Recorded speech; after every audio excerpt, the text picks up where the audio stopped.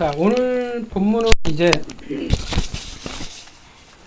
모세의 사역 중에서 이제 외부적인 일에 대해서 이제 마지막 사역이 되어져요. 이제 모세가 할 남은 사역은 이제 민수기에서는 요단 동쪽에 있는 지파들, 요단 동쪽에 있는 땅을 차지하게 될 그 지파의 분배 문제만 남았고, 내부적인 일만 남았고, 그러니까 외부적인 일이라고 하면 이제 모세의 이제 마지막 사역이 되어집니다. 하나님이 모세에게 말씀을 하시죠. 어떤 말씀을 하시냐면 원수를 갚으라고 말씀을 하십니다. 누구를 향해서 원수를 갚으라고 말씀하십니까? 대상이 누구이죠? 그렇죠. 미디안입니다. 오늘 본문을 보면 많은 관점에서 이 본문을 볼 수 있고, 많은 좀 약간 설교들이 나올 수 있는 본문이라고 생각을 합니다. 그래서 나름 전부를 다 다룰 수는 없고, 나름 압축해서 좀 본문을 이야기를 하려고 합니다. 그랬더니 너무 산만해지는 거 아닌가 싶기는 한데, 어쨌든 하나님의 은혜가 있기를 바랍니다. 네. 자, 누구를 향해 원수를 갚으라고 하냐면 미디안을 향해 원수를 갚으라고 말씀하십니다. 이 원수를 갚으라는 말을 2절과 3절에서 반복해서 이야기를 하세요. 그러니까 원수를 갚는다라는 말은 너무 쉽죠? 여호와의 복수를 집행한다라는 의미를 가지고 있습니다. 또 여기에는 어떤 의미를 가지고 있냐면 살육한다라는 의미를 또한 가지고 있습니다. 성령을 해방한다라는 것, 구속사를 방해하는 것에는 철저히 무엇이 남을 수밖에 없냐면 철저히 심판이 남을 수밖에 없다라는 것을 본문이 이야기해주고 있다는 것입니다. 그러니까 2절과 3절에서 반복해서 이야기할 만큼 그만큼 철저하게 오늘 이 심판이 복수가 반드시 이루어져야 함을 이야기하고 있습니다. 사실 이 명령은 오늘 본문이 처음은 아닙니다. 민수기 25장에서도 동일한 명령을 우리가 찾아볼 수 있습니다. 여러분, 왜 미디안 족속에게 하나님이 이런 철저한 심판, 복수를 명령하고 계실까요? 왜 그렇죠?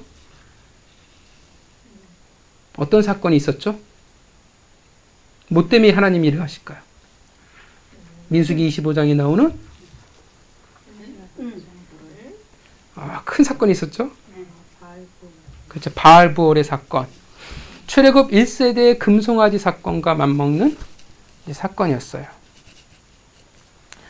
자, 그 바알부올의 사건 때문에 하나님께서 오늘 뭘 요구하고 계시냐면 철저한 복수를, 심판을 요구하고 계십니다. 자, 25장에 나왔던 바알부올의 사건을 여러분들이 기억하실 거라 생각을 합니다. 바알부올 사건 전에 어떤 사건을 또 우리가 기억해야 하냐면 모압 왕 발락이 초빙한 한 사람이 있었습니다. 누구였죠? 발람입니다. 제가 발락을 먼저 이야기한 이유는 여러분들 헷갈리지 말으시라고. 이 발락과 발람은 늘 헷갈려요. 또 누가 헷갈리냐면 남유다 왕과 북이스라엘 왕, 르호보암과 여로보암이 헷갈려요. 꼭 형제 같은 느낌. 헷갈리는 사람들이 있습니다. 대표적인 또 사람이 롯과 룻이 있죠. 자, 모압 왕 발락이 이스라엘을 저주하기 위해서 메소포타미아의 뛰어난 능력자였던 발람을 초빙한 사건이 있었습니다. 정말 발람이라는 사람이 얼마나 대단하냐면 한마디 한마디에 굉장히 영향력을 가지고 있었던 사람이었습니다. 그러니까 능력이 있었어요. 진짜 능력이 있었고, 그리고 하나님을 아는 자였다라는 것입니다. 근데 중요한 건 뭐냐면 뭐가 문제가 있었냐면 탐욕에 물든 자였다라는 사실이 그에게 문제였습니다. 결국은 발락의 의도대로 저주가 선포되어지지는 않았습니다. 하나님께서 강제적으로 발람을 통해서 이스라엘을 축복을 선포하게 하십니다. 그러나 문제가 있었죠? 탐욕에 물들었다라는 거예요. 분명 예언을 선포한 발람이 너무나 잘 알 거예요. 하나님의 의도가 무엇인지, 그의 백성을 축복하기를 원하고 계신다라는 것을, 그리고 그 백성이 이스라엘 백성이라는 것도 분명히 알고 있을 것입니다. 그런데 탐욕이라는 것이 얼마나 무서운지, 그럼에도 불구하고 그는 하나님과 이스라엘의 백성을 분리시켜버릴, 그 관계를 깨트려버릴 한 계책을 그가 생각해냅니다. 그것은 뭐였냐면 성이라는 수단이었어요. 음행이었죠. 모압 그리고 미디안 여인들과 이스라엘 백성들이 자연스럽게 섞이게 만드는 것입니다. 그렇게 자연스럽게 바알을 섬기는 자들로 만드는 거예요. 바알에게 제사를 드린다는 의미는 뭐냐면 거기에는 반드시 성의 요소가 들어갑니다. 그리고 하나님과의 그렇게 관계가 깨어지게 된다라는 것입니다. 그러니까 우리가 생각하는 바알보올의 사건은 훨씬 어떻게 해요? 굉장히 심각한 사건이라는 거예요. 그냥 광야 시대에 있어서 이스라엘 백성들이 불순종하며 저지른 여러 죄와 결코 같지 않다라는 것입니다. 이스라엘 백성이 저지른 특별한 죄 중에 하나라는 거예요. 이 사건은 다시금 어떻게 되어지냐면 하나님과 관계가 깨어지는 거예요. 깨어지면 어떻게 되겠습니까? 다시금 이스라엘 백성들이 출애굽 2세대가 다시금 어떻게 하냐면 이제 광야로 다시금 돌아갈 수밖에 없고 광야에서 다시금 멸망할 수밖에 없는 그럴 충분한 사건이었다라는 것입니다. 섞여버린다라는 것은 그만큼 위험하다라는 거예요. 섞여버리면 우리의 정체성을 우리는 잃어버릴 수밖에 없기 때문에 그렇습니다. 그만큼 위험합니다. 그래서 오늘날도 동일해요. 성의 문제라는 것은 여전히 또 다른 발람들의 사단의 유용한 도구로 사용되어진다라는 것입니다. 하나님의 영향력이 무너져가고 어둠의 시대가 되어질 때 특징은 뭐냐면 항상 성이에요. 성이라는 무분별한 성, 하나님이 가르치지 않는 성의 문제가 대두되기 시작을 한다라는 것입니다. 그래서 오늘날이 그렇죠. 오늘날이 되게 심각한 문제라고 생각을 합니다. 발람이라는 정말 보면 이 인간은 정말 대단한 사람이에요. 성경에서 이만큼 하나님의 나라를 대적한 사람이 있었을까라는 생각이 들어요. 언뜻 생각이 안 나요. 에스더 시대에도 있었지만 그들이 가진 권력을 가지고 이스라엘 백성들을 핍박했지 이스라엘과 그 하나님과의 그 관계의 본질을 꿰뚫고 이 문제를 일으키거나 넘어뜨렸던 사람이 있었을까라고 했을 때 기억이 안 나요. 혹시 기억이 나십니까? 그만한 사람. 그만큼 하나님의 나라를 대적했던 사람을 기억하십니까? 그냥 핍박은 있는데 이 관계의 본질을 노리고 하나님의 나라를 위협했던 사람은 제가 기억이 나질 않더라고요. 그러니까 그만큼 진짜 능력이 본질적인 문제를 건드릴 만한 뛰어난 통찰력이 있었던 사람이라고 이야기할 수 있을 것입니다. 다행히도 하나님의 은혜와 더불어 비느하스의 그 질투함으로 시므온 지도자 중 한 명이 시므리를 죽이고 다행히 연병이 그치게 됩니다. 그러나 이 일로 말미암아 가나안을 목전에 둔 채 출애굽 2세대의 많은 이들이 죽어야 했습니다. 24,000명. 특히나 시므온 지파는 어떻게 돼요? 심각할 만큼의 인구 감소가 되어져 버리게 됩니다. 그전에는 굉장히 인구수가 많은 유력한 지파였어요. 근데 이제는 이 바알보올의 사건으로 말미암아 몰락해 버리게 된다는 것입니다. 근데 우리가 기억해야 할 것은 이 바알보올의 사건의 주도는 결국 누구냐 하면 모압이에요. 그런데 왜 성경은 미디안을 심판하냐 하면 왜 그렇습니까? 발람과 미디안이 주도적인 역할을 하고 있기 때문에 그렇습니다. 당장 그 시므온 지파의 지도자였던 시므리를 유혹했던 여인이 누구였냐면 미디안 왕 중에 한 명이었던 고스비의 딸이었습니다. 왜 미디안이 그랬는지는 모르지만 그들은 이스라엘을 넘어뜨리려고 하는 발람의 계획에 아주 적극적으로 동참했던 자였습니다. 여호수아를 보면 이 본문에서 언급되었던 5명의 왕, 8절에 나오는 에이와 레겐과 수르와 후르와 레바, 이 5사람은 아모리 왕 시온의 방백들이었어요. 어떤 느낌이 드시죠? 어떻게 보면 시온 왕의 그 부하들로서 어쩌면 그 아모리 족속을 무너뜨렸던 이스라엘에게 복수하고자 했던 그런 모습이 있지 않았을까라는 생각도 듭니다. 어째 그들은 이스라엘 백성들을 넘어뜨리려는 계획에 매우 적극적으로 동참했던 자였습니다. 이제 하나님의 명을 받던 모세는 지금까지와 그래서 다른 전쟁의 방법을 택하게 됩니다. 모세의 뜻이라기보다는 하나님의 뜻이라고 봐야 할 거예요. 어떻게 전쟁을 시작합니까? 각 지파에서 어떻게 돼요? 1000명씩만 뽑아요. 그리고 그들을 모아서 전쟁에서 내보낸다는 것입니다. 도합 12,000명의 병력이었습니다. 본문에서 100만 명 중에라는 표현은 그냥 많은 이들이라는, 실제 100만이 아니죠. 이스라엘 백성들은 60만이 좀 넘습니다. 군대가. 이 100만이라는 표현은 그냥 많다라는 표현으로 여러분들이 기억하시면 될 거고요. 그러니까 60만, 그 전에 전투를 보면 어떻게 돼요? 60만 모든 병력들이 가서 전쟁에 싸웠어요. 근데 이들 모든 군대가 가는 것이 아니라 일부 12,000명만 전쟁에 임한다라는 것입니다. 그러니까 지금까지와의 전쟁과 매우 좀 다른 전쟁의 방식이었습니다. 더군다나 그들만 가는 것이 아니라 다음 세대의 이제 대제사장이 될 비느하스와 그리고 성소의 기구와 신호 나팔, 은나팔을 들고 그들이 나아가게 됩니다. 이 말은 이 전쟁은 단지 영토를 위한 전쟁이 아니라는 거예요. 그러니까 이스라엘이 지금 전쟁을 벌이면서 지금 요단 덩편에 전쟁을 벌이면서 유일하게 영토를 위한 정복 전쟁이 아니라는 거예요. 왜냐하면 이 땅, 이들의 땅을 차지하지 않기 때문에 그렇습니다. 이 전쟁은 단지 영토 정복 전쟁이 아니라 심판이라는 거룩한 전쟁의 의미를 담고 있다는 사실을 이야기해 주고 있습니다. 사실 좀 전에 얘기했지만 이번 미디안과의 전쟁은 전쟁의 상식에 어긋납니다. 물론 이제 소수, 12,000명이라는 소수가 움직이기 때문에 보급에는 매우 용이하겠지만 전술의 기본은 뭐냐 하면 일단 많은 쪽수예요. 다수가 소수를 제압한다라는 게 전술의 가장 기본 중에 기본입니다. 더군다나 이 미디안 족속은 어떤 족속이냐면 유목민들이에요. 유목민이라 일컫는 미디안 족속. 물론 이들은 좀 모압이라는 나라와 좀 친밀하게 지냈던 모압과 지역적으로 묶여 있기는 하겠지만 많은 수를 동원해서 제압하는 것이 훨씬 더 효율적이라는 것입니다. 그런데 1000명씩 뽑았다라는 것은 어떤 이야기가 되어지냐 스스로 이점을 포기한다라는 의미가 되어집니다. 그렇다고 해서 미디안 족속의 숫자가 그렇게 적을까라고 생각할 때 그렇게 5왕의 이름이 언급되어지는데 그들의 백성, 싸울 수 있는 남자의 숫자가 12,000명도 되지 않는다라고 생각하지는 않습니다. 그럼에도 불구하고 12,000명으로 미디안 족속을 상대하는 것이 그렇게 지혜로워 보이지는 않는다라는 것입니다. 지금까지와 명확히 다른 전쟁의 방식이에요. 그런데 결과가 어떻게 됩니까? 놀라운 결과를 가지게 됩니다. 미디안 남자가 다 죽었다라고 이야기한다라는 것입니다. 근데 여기에서 우리가 오해하면 안 돼요. 이 부분을 가지고 어떤 신학자들에게 있어서는 이 일은 사실이 아니다라고 얘기하는 사람도 있습니다. 왜냐하면 미디안 남자가 다 죽지는 않거든요. 실제로 사사기에도 미디안 족속이 여전히 등장을 합니다. 자, 상식적으로 미디안은요, 아라비아 광야 그쪽에서 매우 광범위하게 흩어져 살던 자들이었습니다.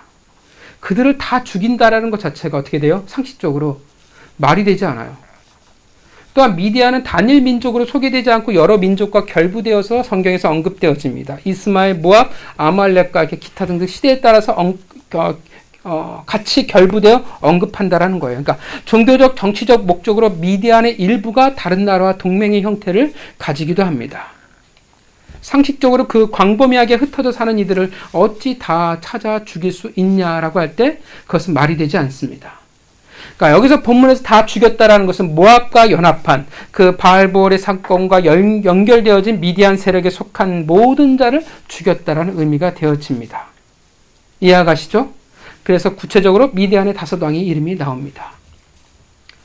그리고 누가 본문에서 또 죽었냐면 바로 이스라엘의 원흉 발람이라는 것입니다. 이 바알부올 사건의 주도자죠. 그 발람이 죽게 되어집니다. 왜 미디안 족속을 쳐야만 하느냐라고 했을 때 이 발람이라는 사람의 영향력을 결코 무시할 수 없다라고 생각이 됩니다. 그가 가진 존귀함, 그가 가진 능력에 비해서 너무나 허무하게 그는 죽어버리게 됩니다. 12,000명으로 승리한 것도 사실 놀라워요. 그런데 이 12,000명으로 승리한 것보다 더 놀라운 사실이 있습니다.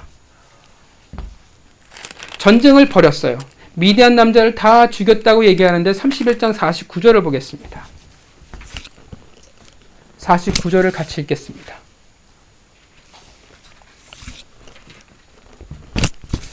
49절 한 목소리 읽겠습니다. 시작. 모세에게 말하되 당신의 종들이 그런 군인을 불수한즉 우리 중 한 사람도 떠나지 아니하시로. 무슨 말이에요? 그렇죠. 한 명의 전사자도 없다라는 거예요. 이것을 가지고 또 학자들이 시비를 걸기도 합니다. 이건 말이 안 된다. 그래서 이 일은 그냥 교훈을 가르치는 사건이지 실제 있었던 사건이 아니다라고 이야기를 하기도 합니다. 그러나 우리가 생각해야 할 것은 하나님이 어떤 특정한 목적을 가지고 개입하신다고 하면 어떻게 돼요? 이 이상도 충분히 가능하다라는 것입니다. 여리고성을 싸울 때도 그랬잖아요. 하나님이 개입하시니까 어떻게 돼요? 힘 안 들이고 그냥 여리고성에 입성이 가능했다라는 거예요. 이 세상의 전쟁의 상식으로는 다시 있을 수 없습니다. 그러니까 모든 전쟁은 다시 전사자가 나올 수밖에 없어요. 근데 충분치 않은 수로 전쟁을 벌였는데 전사자가 없다라는 거예요. 세상의 방식과 상식으로는 그렇진 않지만 하나님은 충분히 가능하실 거라 믿습니다. 그래서 이것을 통해 하나님이 특별히 가르치고 싶은 목적과 의미가 있다라는 것입니다. 이렇게 이스라엘 백성들은 이제 말도 안 되는 승리를 여호와의 원수를 갚게 되어집니다. 자, 오늘 이 본문은 우리에게 어떤 의미가 되어질까요? 무엇을 우리에게 전하고 싶을까요? 아까 던졌던 질문이죠. 왜 이것이 모세의 마지막 사역이 될까? 왜 여호수아가 하는 것이 아니라 왜 모세가 해야 할까라고 고민했을 때 왜 모세의 명령이어야 할까? 그것은 바알보올의 사건은 누구의 책임 아래 있었던 사건이었냐면 모세 시대에 속한 사건이기 때문에 그렇습니다. 그 과거의 일을 어떻게 하냐면 이제 곧 모세는 어떻게 돼요? 이제는 현재의 사람이 아니라 과거의 사람이 될 거예요. 그 과거의 사람이 될 모세가 해결할 것이라는 것입니다. 그 과거의 일을 어떻게 하냐면 이제 새로운 세대에게 출발 이후로 넘기지 않겠다라는 거예요. 이 바알보올의 사건의 특징이 있잖아요. 이건 아픔이에요. 상처예요. 그들의 쓴뿌리예요. 치욕이에요. 그것을 어떻게 돼요? 이제 새롭게 출발하는 자들의 손에 그것을 맡기지 않겠다라는 거예요. 누구의 손에 맡기냐 하면 이제 과거 속에 사라질 과거의 일로 어떻게 돼요? 종결짓겠다라는 것입니다. 모세와 더불어 과거로 사라진다라는 것입니다. 이스라엘 백성의 발목을 잡았던 과거, 상처, 쓴뿌리, 하나님과 관계가 깨어질 수 있었던 사건, 다시 광야로 뚝 쫓겨날 수 있었던 그 충분한 사건을 앞으로의 세대를 위해서 하나님이 과거의 사람 모세를 통해서 정리하시는 거예요. 모세의 역할이라는 것입니다. 과거의 치욕은 과거로 끝내는 거예요. 여러분, 아브라함 기억하시죠? 아브라함이 죽을 때 어떡합니까? 아브라함의 아들이 이삭만 있지 않았어요. 많은 아들들이 있었어요. 어떻게 하냐면 정리를 해요. 그 아들에게 재물을 남겨주고 어떻게 해야 돼요? 다 동방으로 가나안 땅을 다 떠나게 만들어요. 오로지 본초 소생이었던 이삭만이 그 가나안 땅에 남겨둬요. 왜요? 정리를 해버리는 거예요. 앞으로 신세대인 새로운 세대인 이삭이 하나님의 사람으로 이 약속의 땅 가나안 땅을 살아가게 하기 위해서 하나님은 어떻게 돼요? 아브라함을 통해서 정리한다라는 겁니다. 그 시대의 짐을 마무리 짓습니다. 새로운 시대는 과거의 쓴뿌리, 과거의 위험, 과거의 올무와 상관없이 새롭게 출발하게 하나님이 만들어 놓으신다라는 것입니다. 그리고 이거는 우리가 해야 할 일이기도 해요. 우리 각 시대에게 있어서 우리가 맡은 일들이 있어요. 우리가 하나님이 부르시고 우리가 과거의 사람이 되기 전에 우리는 새로운 세대를 위해서 어떻게 돼요? 마무리 지어야 할 각자의 어떻게 돼요? 짐들이 있다라는 거예요. 해결 지어야 돼요. 왜냐하면 새로운 시대가 어떻게 돼요? 끈이 묶여 있으면 안 돼요. 올무가 있으면 안 돼요. 쓴뿌리가 있으면 안 돼요. 왜 안 돼요? 그럼 그들은 또 내가 겪었던 동일한 문제를 또 겪으며 살아갈 수밖에 없기 때문에 그렇습니다. 우리 각자 시대에게 맡긴 우리가 반드시 해결해 놓고 다음 시대를 위해서 준비해 놓아야 할 우리 각자의 분량이 있다라는 것입니다. 있으십니까? 네. 여러분, 하나님이 언젠가 우리를 부르실 거예요. 우리는 분명 과거의 사람이 될 것입니다. 우리의 역할이 있어요. 새로운 시대를 위해서. 여러분, 짐을, 올무를, 쓴뿌리를 남겨놓지 마시기 바랍니다. 아멘. 여러분 선에서 정리하세요. 그것이 새로운 세대를 위한, 출발을 위한 축복이요 선물이라는 것입니다. 새로운 세대가 과거로부터 출발하지 않도록 해주세요. 출발점에서부터 시작해야죠. 근데 굳이 몇십 미터 과거에서부터 뛰어가기 시작한다고 하면 마이너스잖아요. 얼마만큼 선한 싸움을 더 살아야 돼요. 살아봤잖아요. 선한 싸움을 살아간다라는 것, 짐을 지고 살아간다는 것이 얼마나 아프고 얼마나 힘든지, 얼마나 많은 싸움들과 눈물이 필요한지 아시잖아요. 굳이 과거에서부터 출발선 저 뒤로부터 출발할 필요가 없다라는 것입니다. 여러분, 여러분에게 맡기신 것, 각자 여러분 세대에서 해결할 일이 있다면 꼭 과거의 일로 만드시기를 바랍니다. 네. 자, 다시 돌아와서 오늘 본문은 설교할 게 참 많아요. 본문 자체가. 자, 오늘 하나님이 이 본문을 우리에게 말하고 있는 것은 뭘까요? 왜 말씀하고 있을까요? 그래서 오늘 이 세대가, 이 시대의 삶이 바알볼의 사건, 그 수치로부터 우리가 자유하지 않기 때문에 그렇습니다. 우리는 여전히 그 바알볼의 수치와 그 아픔 속에 살아가고 있다라는 거예요. 그 여호와의 원수를 어떻게 돼요? 그 원수를 친구 삼아 벗하며 살아가는 세대라는 것입니다.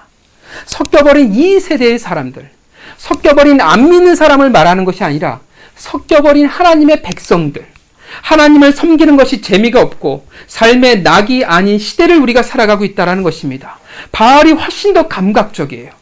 바알이 주는 그 쾌락이 얼마나 좋은지, 그 가득한 즐거움이 있는 세대라는 것입니다. 여러분, 청년과 왜 젊은 아이들이 왜 점점 교회에서 사라져요? 세상에 나가면 재밌는 게 너무나 많아요. 예배 드리는 게 얼마나 재미가 없어요. 그나마 찬양 드리면 어떻게 돼요? 감동이라 했지만 말씀이 시작하면 어떻게 돼요? 이 지루한 싸움이거든요. 시계를 수없이 볼 수밖에 없는 지루한 싸움으로 이어질 수밖에 없으니까. 근데 그 시간 나가면 어떻게 돼요? 즐길 게 너무나 많은 세대예요. 우리의 감각을 너무나 채워줄 것이 너무나 많은 세대라는 것입니다. 부와 명예를 위해 살아가는 탐욕으로 물든 발람의 시대라는 것입니다. 우리는 이 섞여버린 시대를 살아가는 자들입니다. 오늘날 또 다른 사사기를 우리는 불행히도 겪고 있는 것입니다. 그러니까 우리의 아픔이 이거예요. 하필 태어난 이 세대가 여호수아 세대거나 아니면 사무엘의 그 시대거나 아니면 다윗의 시대거나 그런 시대 가운데 살아가 봤으면 참 좋았을 텐데 하필 사사기 한가운데 우리가 살아가고 있다는 것이 우리의 아픔이기도 합니다. 그래서 우리의 몫이기도 하다는 거예요. 그래서 하나님께서는 이 시대 속에서 하나님은 여호와의 원수를 갚기를 원하고 계신다라는 것입니다. 이건 단지 복수를 말하는 것이 아니에요. 하나님의 백성들이 새롭게 태어나기를, 새롭게 시작되어지기를 원한다라는 것입니다. 이제는 어떻게 돼요? 반드시 사사기의 역사가 종결되어져야 돼요. 발람의 그 일이 끝나야 돼요. 이제 새로운 시대가 열려야 한다라는 것입니다. 누구를 통해서 그 새로운 시대가 열립니까? 누구를 통해서 그래요? 오늘 본문을 통해서 하나님 누구를 통해서 일하세요? 누구예요? 모세는 전쟁에 안 나가죠. 누구를 통해서 일하시냐냐? 12,000명의 무명 용사들이었습니다. 이들을 통해서 보여주고 싶은 거예요. 성경은 이들을 어떻게 이야기하냐면 이들이 정예병인지 특별히 훈련을 받은 자들인지 특별히 그들을 뽑은 자들인지 전혀 언급하고 있지 않다라는 거예요. 그 말은 어떤 의미가 돼요? 중요하지 않아요. 그들이 정말 신체 건강한 사람들만 모았는지 아니면 골곤한 사람들만 모았는지 뭔가 장애만 있는 사람들이 모았는지 전혀 그것이 중요하지 않다라는 거예요. 얼마나 싸움을 진짜 잘하는지, 얼마나 힘이 좋은지, 진짜 그 각 지파에서 뽑은 1000명인지 사실은 중요하지 않다라는 것입니다. 중요한 것은 뭡니까? 뽑힌 자라는 게 중요하다라는 거예요. 각 지파마다 제비를 뽑았는지 모르겠어요. 자원을 받았는지도 모르겠습니다. 누구의 추천을 통해서 그들이 뽑혔는지는 모르겠어요. 중요한 것은 그들이 12,000명의 사람으로 뽑혔다라는 것입니다.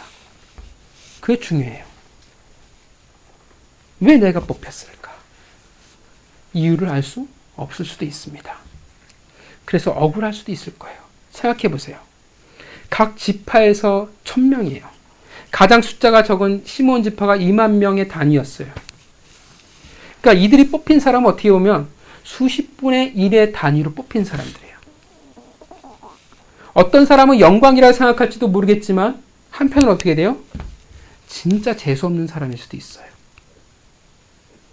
우리가 그러잖아요. 부대에 있을 때 쉴 수 있는데 노가다로 뽑혀나간다. 작업으로 뽑혀나간다. 아, 이거 돌아버리거든요, 진짜. 차라리 나가서 경계를 쓰든지 말뚝을 박든지 할 텐데 하필 끌려나간다. 특히 지난 여름 기억하시죠? 한 달 조금만 전만 해도 우린 더워서 죽을 뻔했는데 그런 날에 뽑혀나간다. 돌아버립니다. 너무 더워서 작업하다 너무 더워서 피할 데가 없으니까 트럭 그 그늘에 숨어서 들어가 숨기도 해요. 그런 날 특별히 어떤 뭐 대항군 훈련이라든가 이런 거 뽑혀 나가면 돌아버려요. 특히 겨울에 훈련 나가면 미쳐버려요. 너무 추워서. 전차가 너무 추워요. 너무 추워서 나중에 어떻게 하냐면 전차 배기구가 있잖아요. 제 얼굴만 해요. 그 배기구에 얼굴을 갖다 대고 있어요. 너무 추우니까 이게 뭐 매연이 나오고 이런 것보다는 추워 죽겠으니까 거기다 얼굴 받고 있어요. 그러니까 모든 이들이 다 전쟁에 나가면 괜찮아요. 모든 이들이 다 일을 하러 나가면 돼요. 근데 수십 분의 1로 재수없게 뽑혀 나간다고 하면 얘기가 달라진다라는 거예요. 억울하다라는 거예요. 더군다나 어떻게 돼요? 이거는 뭐로 뽑혀 나갔어요? 전쟁을 하기 위해서 뽑혀 나갔다라는 거예요. 그것도 어떤 전쟁이냐면 스스로의 장점을 버렸어요. 많은 수를 동원할 수 있음에도 불구하고 어떻게 해요? 소수의 병력만을 가지고 하나님이 전쟁을 벌이신다라는 거예요. 불리하잖아요. 전쟁이란 더군다나 무엇을 걸어야 하냐면 생명을 걸어야 돼요. 왜 하필 나일까? 라는 생각이 없을 수 있을까요? 그러나 그렇게 앞서간, 그렇게 뽑힌 자가 중요하다는 것입니다.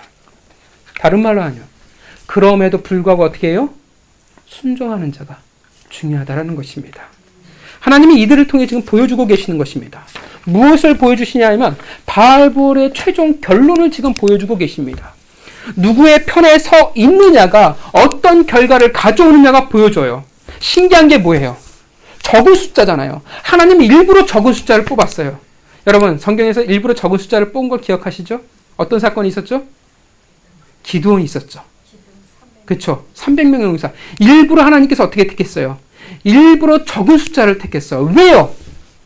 하나님이 하셨다라는 거예요. 아무도 반론을 제기할 수 없어요. 하나님 일부러 적은 수를 뽑으셨어요. 왜냐하면 이 적은 수를 통해서 어떠한 일을 이뤄나가시는지를 하나님이 보여주겠다라는 것입니다. 이 적은 수를 통해서 뽑았어요. 불리한데 어떤 일이 벌어져요? 군인이 죽지 않아요. 말도 안 되는 일이 벌어졌어요. 불리한 전쟁인데 전사자가 나오지 않는다라는 거예요. 여러분 반면 바알볼의 사건이 뭐였습니까? 그 결과를 지금 비교해줘요. 바알볼의 사건이 뭐였습니까? 바알볼 기억하시면 어떻게 돼요? 죽었어요. 그 바알볼의 오늘 그 사건의 연장선상이잖아요. 오늘 본문이. 뭐가 남아요? 죽었어요. 세상의 편에 섰더니 세상과 연합했더니 어떻게 돼요? 다 죽었어요. 여러분 생각해 보세요. 바알볼의 그 사건을 되돌아가 보세요. 그때가 어떤 시기였습니까? 미디안과의 전쟁이 끝났어요. 비상이 아니에요. 오랜만에 어떻게 돼요? 그 기나긴 광야 생활을 끝냈어요. 이제 편안하죠. 편안하게 모압 평지에서 그나마 잠시간의 평화의 시간을 누리고 있었을 때였습니다. 더 이상 싸움이 없고 더 이상 광야가 없었어요. 평화였어요. 축제였어요. 즐거움이 있어요. 기쁨이 있어요. 쾌락이 있어요. 그런데 세상과 연합해버리니까 어떻게 됩니까? 섞여버리니까 그 결론이 어떻게 돼요? 죽음이에요. 이스라엘 족속의 이스라엘 백성들이 존속하는 데 있어서 절대절명의 위기가 찾아왔습니다. 24,000명이 죽었고요. 시몬 지파는 힘을 잃어버리고 말았습니다. 그만큼 엄청난 타격을 받아버리고 말았습니다. 그리고 오늘 본문, 그 연장선상에 나와있던 이 오늘 본문도 무엇을 얘기해줘요? 다 죽었어요. 미디안의 5명의 왕과 그 능력자 발람도 죽음을 피하지 못했습니다. 하나님이 어떻게 해요? 심판하셨습니다.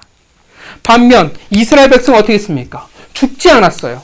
그들에겐 축복이 있었어요. 하나님의 편에 섰더니 어떻게 됩니까? 섞이지 않았고 순종했더니 어떤 일이 벌어지냐 하면 죽지 않았어요. 오히려 전쟁 가운데 있었는데 죽지 않아요.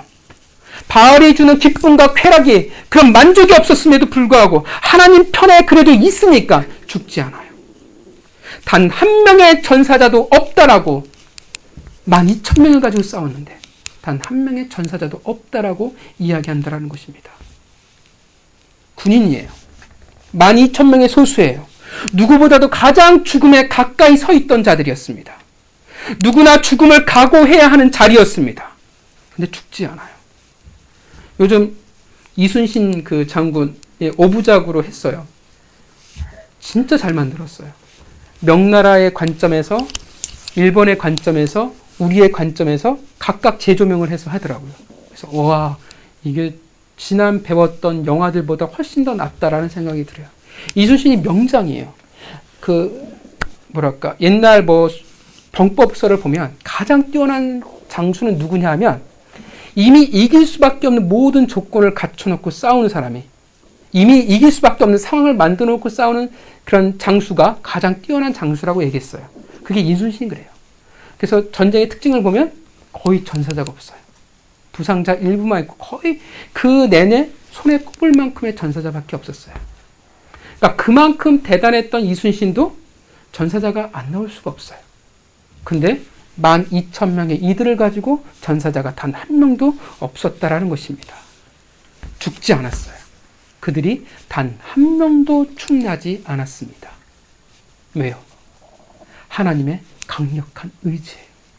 이것을 통해서 하나님이 지금 보여주고 말씀하고 싶은 거예요. 바알의 부활의 교훈, 모든 것을 다 누리고 살아갈진 모르지만, 정작 그들에게 평화와 기쁨이 있을진 모르지만, 결국 섞여버린 자들, 하나님 편에 서 있지 않은 자들의 마지막을, 그 심판을 이야기하고 싶은 것입니다. 그들에게 생명이 없습니다. 죄를 향한 하나님의 냉엄한 심판만 있을 거라는 것입니다. 반면 하나님의 편에 서 있었던 백성들에게는 생명이 보존되어질 수밖에 없는 거예요. 축복이라는 것입니다.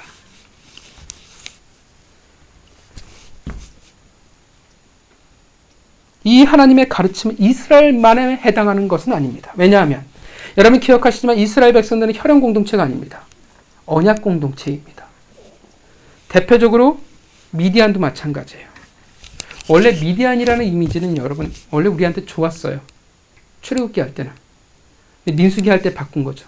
여러분 왜 출애굽기 할 때 왜 미디안이라는 족속이 우리에게 이미지가 좋았을까요? 왜 그래요? 그쵸, 모세 때문에 그래요. 모세가 어디로 도망갔어요?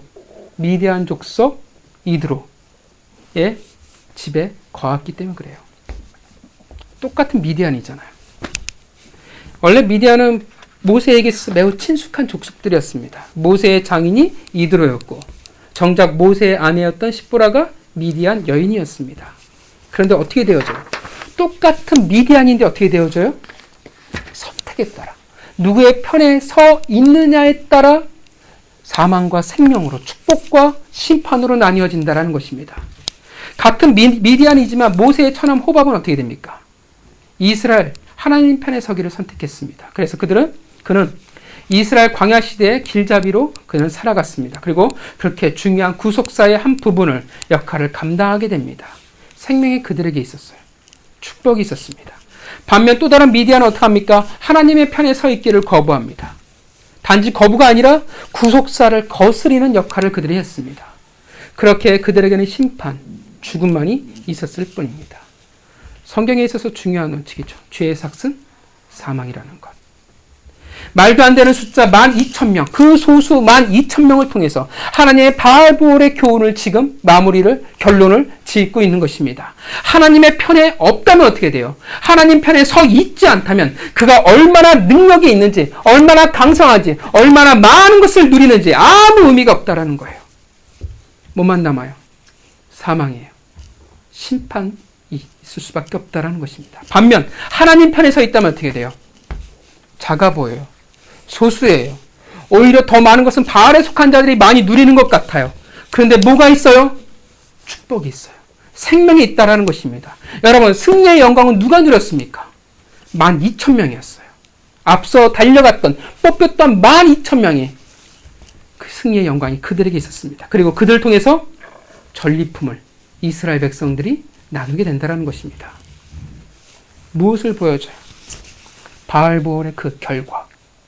이 12,000명을 통해서 하나님의 축복과 심판을 보여주고 있다는 것입니다. 하나님 12,000명을 왜 뽑았어요? 하나님의 심판을 이루기 위해서. 하나님의 축복을 성취하기 위해서라는 것입니다. 사랑하는 성도 여러분, 우리는 하나님 편에 서 있어야 합니다. 이 세상은 분명 우리에게 많은 걸 약속해요. 그리고 실제로 우리에게 그것을 주기도 하고 보여주기도 합니다. 이게 거짓말로 끝나버리면 괜찮은데 어떻게 해요? 진짜 그래요. 잘 먹고 잘 살기 위해서는 세상의 방식이 훨씬 더 유리하다라는 것입니다.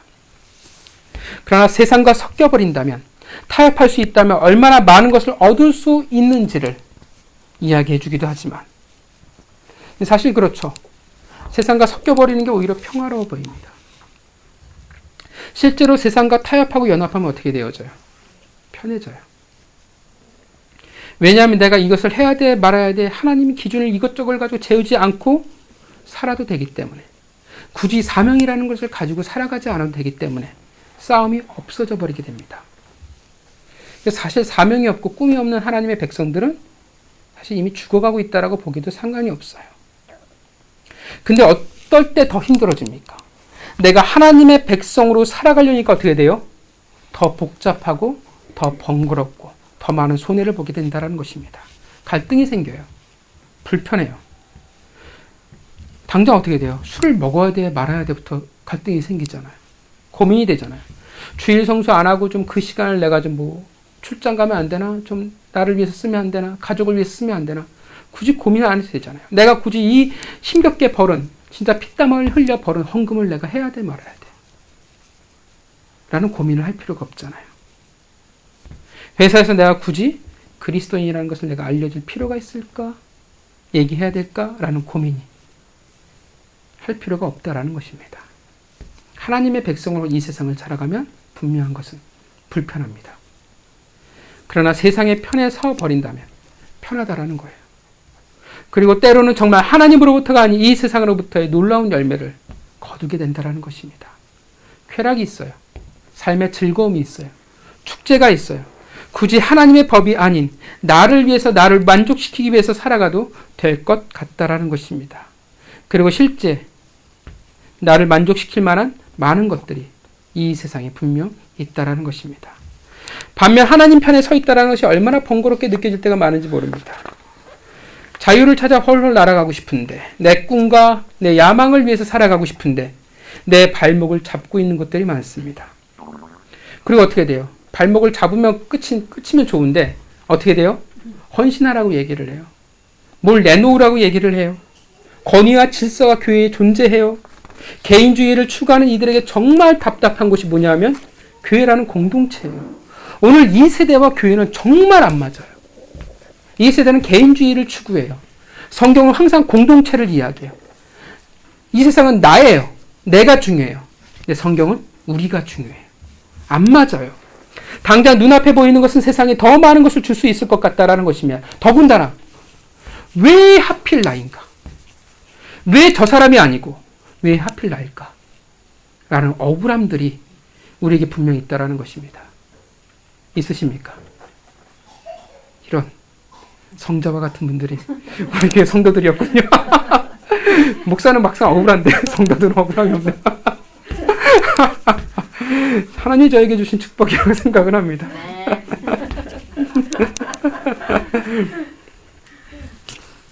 우리 성도들이 부끄러움이 많은가 봐요. 우리 억울함이 있어요. 뭐가 있냐면 왜 저 사람은 더 열정적이고, 왜 저 사람은 능력이 있고, 왜 저 사람은 더 많은 것을 가졌는데 왜 나일까라는, 왜 내가 12,000명일까라는 억울함이 있다라는 거예요. 집에서 편하게 두 손 두 발 모으고 살 수 있는데, 엄마 밥 먹고 살 수 있는데, 내가 가족을 위해서 살 수 있는데 왜 하필 나를 뽑아서 치열한 전쟁터에 버리냐, 보내버리냐는 억울함이 우리에게 있다라는 것입니다. 성자와 같은 우리 성도 여러분, 감히 제가 여러분들을 감당하기 너무나 어렵습니다. 하나님 우리에게 말씀하십니다. 그런 너희들에게 승리의 영광이, 전리품이, 기업이 있다라는 거예요. 그런 너희들을 통해서 이 땅에 보여주고 싶다라는 것입니다. 하나님 편에 살아간 자와 반대편에 살아간 자의 그 결과, 그 최종 결과를 이 땅에 너희들을 통해서, 앞서간 너희들을 통해서, 뽑은 너희들을 통해서 이 땅에 하나님의 축복과 심판이 임하게 하겠다라는 것입니다. 이것이 12,000명의 역할이었습니다. 이것이 우리들의 역할입니다. 하나님 편에 서 있는 이스라엘 백성들에게 복을, 그렇게 생명을, 하나님 편에 서 있지 않는 미디안에게 심판을, 그리고 죽음을. 사랑하는 성도 여러분, 하나님 앞에 부르심을 받은 여러분, 하나님 앞에 앞서 나아가고 있는 여러분. 우리의 부르심에는 분명 목적이 있습니다. 하나님은 우리를 가나안 땅에서 두 손 두 발 뻗고 잘 살아가기를 바라는 목적으로 우리를 부르신 적이 없으십니다. 사실 앞서간 자만이 아니라 모든 그리스도인들이 마땅히 그래야 합니다. 앞서갔다라는 뜻은 우리가 착각하면 안 돼요. 우월함이라고 생각하면 안 됩니다. 내가 앞섰으니까, 내가 하나님을 뽑혔으니까 너희들보다 낫다라는 것이 아니라 그렇게 되면 문제가 생기죠. 섬길 수가 없어요. 각자의 때에 따라서 역할에 따라서 우리는 앞서 나아갈 뿐이라는 것입니다. 하나님이 왜 우리를 뽑으셨고 부르신지 몰라요. 천국에 가면 여러분 물어보실 거 있으십니까? 저도 지금 많아요. 왜 하필 왜 하필 이래야 됩니까? 라고 여쭤볼 것들이 참 많아요. 근데 본문은 왜 뽑았는지 말하지 않아요. 왜 너여야 했는지를 말하진 않아요. 왜 이런 조건을 가진 나여였는지 하나님은 말씀하시지 않습니다. 왜냐하면 하나님이 하실 것이니까. 우리는 단지 어떻게 돼요? 동참하면 되기 때문에 그렇습니다. 그런데 분명한 부르심의 목적은 있다라는 거예요. 하나님 편에 살아간 자와 하나님 편에 살아가지 않기에 하나님을 대적하며 살아갈 수밖에 없는 이들을 향한 그들을 염두에 둔 하나님의 목적이 있다라는 것입니다. 하나님의 편에 속하지 않았다라는 것은 세상에 속한다라는 말은 어떤 의미가 되어지냐면 하나님을 대적할 수밖에 없다라는 의미가 되어집니다. 본의가 아닐지라도. 그들을 향한 하나님의 속한 자들에게는 축복을, 세상에 속한 자들에게는 심판이라고 하나님이 말씀하고 계십니다. 앞서 나간 자로, 순종하는 자로 하나님 편에 살아가는 자의 삶이 어떤 축복이 임하는지를, 이 땅에 남기는지를 보여주게 된다라는 거예요. 우리들을 통해서 하나님이 이 땅에 어떤 축복이 임하게 하는지를, 그리고 어떤 심판이 이 땅 가운데 임하게 하는지를 보여주는 것이 우리의 역할과 우리의 부르심이라는 것입니다. 믿으십니까? 네. 이 세상에 속한 자들에게는 우리를 통해서 뭐가 임해요? 심판이 임하는 거예요. 이렇게 이야기하면 되게 무섭죠. 그죠? 우리가 어떻게 심판을 임하게 할 수 있습니까? 어떻게 심판을 함부로 입에 담을 수 있겠습니까? 말이 안 되는 것 같은데, 오해하면 안 되는 것은 심판한다라는 의미가 우리가 그들을 억압하고 짓누른다의 개념은 아닙니다. 이걸 착각하면 어떤 오리로 가냐 하면 십자군 전쟁으로 가요. 얘기하잖아요, 성경. 우리의 싸움은 힘이 아니에요. 능력이 아니에요. 육체가 아니에요. 우리의 싸움은 뭐냐면 십자가예요. 여러분, 십자가라는 게 뭡니까? 우린 십자가라는 게 너무 좋잖아요. 은혜죠. 예수 그리스도의 보혈이잖아요. 십자가는 믿는 자에게는 생명의 복이에요. 근데 믿지 않는 자에게는 어떻게 돼요? 심판이에요. 저주입니다. 왜냐하면 십자가를 통해서 이제 분명히 말씀하는 거예요. 이 십자가를 믿는 자는 영생을, 믿지 않는 자는 어떻게 돼요? 영생을 살아가는데 지옥에서 살아갈 수밖에 없다라는 냉엄한 선포이기 때문에 그렇습니다. 명확한 기준이기 때문에 그래요. 그렇게 우리가 복음을 전파한다는, 그 십자가를 전한다는 것은 어떤 의미가 되어지냐면 이 땅에 하나님의 축복과 하나님의 심판이 임하게 하는 일이라는 것입니다. 우리의 그 복음 전파, 그 복음을 받아들인 자는 생명을, 받아들이지 않는 십자가를 거부하는 자는 죽음을. 그렇게 우리를 통하여 하나님은 이 십자가를 이 땅 가운데 전하기를 원하시는 것입니다. 땅 끝까지. 하나님의 그 축복과 심판을 전하길 원하시는 것입니다. 우리는 분명 왜 하필 나인지를, 내가 왜 뽑혔고 내가 왜 이 사명으로 부르심을 받았는지 우리는 모릅니다. 왜 내가 앞선 자가 되어야 하는지 모릅니다. 왜 나일까? 왜 저 능력 있는 자가, 열정 있는 자가, 왜 돈 많은 자가 아니라 하필 나일까? 왜 하필 이럴 때 나를 부르셨을까? 더 많은 것을 가졌을 때, 더 많은 힘이 있을 때 나를 부르시지. 억울해할 수도 있습니다. 우리는 모릅니다. 그러나 언젠가 알 날이 있을지는 모르겠지만 우리는 몰라요. 그러나 중요한 것은 하나님이 목적을 가지시고 나를 부르시고 여러분들을 부르셨다라는 것입니다. 하나님 목적을 가지고 우리를 뽑으셨습니다. 하필 왜 나입니까? 왜 하필 여러분입니까? 중요하지 않습니다. 왜냐하면 하나님이 하실 테니까요. 왜 교회를 세워나가는데 하필 우리입니까? 잘 모르겠어요. 교회를 세우는 데 있어서 가만 보면 돈 많은 사람들이 있으면 장땡이에요. 교회 건물이 있으면 장땡이고, 더 좋은 거는 교회 자리 위치가 좋으면 신기하게도 부흥해요. 그게 세상이 그렇더라고요. 근데 왜 우리 교회를 세우는데 하필 우리들입니까? 라고 할 때 몰라요. 그러나 하나님의 분명한 우리를 통해서 하실 목적이 있다라는 것입니다. 우리에게 중요한 것은 무엇입니까? 우리의 힘과 능력이 아니라 순종과 거룩이에요. 오늘 본문은 또 한편의 설교를 만들어 간다면 이거는 거룩이에요. 거룩을 엄청 강조하고 있는 본문입니다. 우리는 그것만을 붙들면 됩니다. 그렇다면 바알볼의 그 마지막 교훈을 우리를 통해서 하나님은 이 땅에 먼저 뽑으신 우리 12,000명을 통해서 이 세상에 보여주시게 될 것입니다. 하나님 편에 살아간 자의 그 축복과 세상의 편에 살아간 자의 심판을, 사랑하는 성도 여러분, 그 축복과 심판이, 그 십자가가 우리의 역할이요, 우리의 부르심의 목적입니다. 사랑하는 성도 여러분, 이 세상이 많은 것을 약속하고 이야기한다 할지라도 우리가 어느 편에 속해 있어야 하는지를 잊지 않기를 원합니다. 유혹이라는 말은 참 달콤합니다. 그러나 유혹의 그 끝은 언제나 쓸 수밖에 없습니다. 우리가 어디에 있어야 합니까? 우리는 하나님 편에 있어야 합니다. 우리의 부르심, 그 12,000명의 그 자리에 우리가 있어야 합니다. 한 주간의 삶, 하나님 편에서 열심히 여러분 번거롭게 살아가시기를 바랍니다. 전쟁이잖아요. 전쟁이 편하지 않아요. 전쟁은 항상 번거롭고 힘든 거예요. 그러나 하나님 편에 살아간다는 것이 얼마나 복인지를, 세상의 편에 살아가는 것이 얼마나 무서운 것인지를 여러분들을 통해서 보여주고 남겨줄 수 있는 자가 되기를 바랍니다. 힘과 능력이 아니라 하나님의 그 목적에 순종하고 거룩함에 동참하시기를, 그렇게 우리의 부르신 그 목적, 십자가를 증거하는 삶이 되어지기를 주님의 이름으로 축원합니다. 그렇게 하나님의 축복과 심판을 이 땅에 전하는 자, 임하게 하는 12,000명의 하나님의 뽑힌 자들이, 부르심을 받은 자들이 되기를 다시 한번 주님의 이름으로 축원합니다. 같이 기도했으면 좋겠습니다.